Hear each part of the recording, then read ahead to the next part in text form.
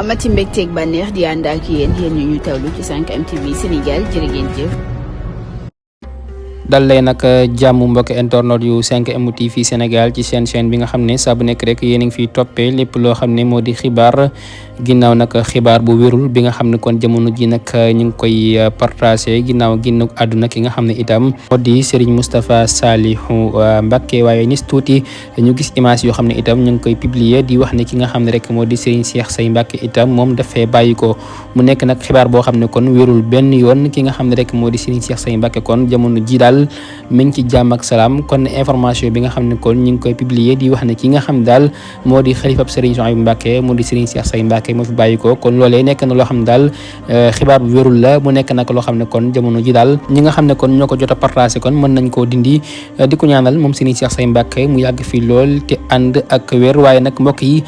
kon wéy leen di topp li nga xam ne rek moo di chaîne bi ci lépp loo xam ne rek moo di xibaar bu wér waaye itam lépp loo xam ne rek moo di information boo xam ne rek bu wér la boo xam ne dañu koy saytu daal di koy segg xool ko balaa ñu koy jàllale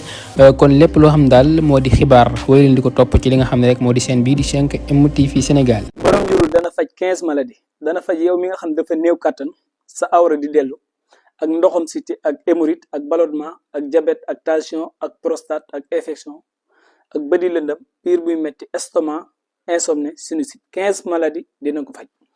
bu dee pommade bii dana defar ki nga xam ne awraam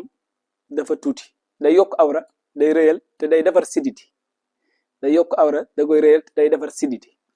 bu dee yow mi nga xam ne da nga bëgg ñu seetal la seet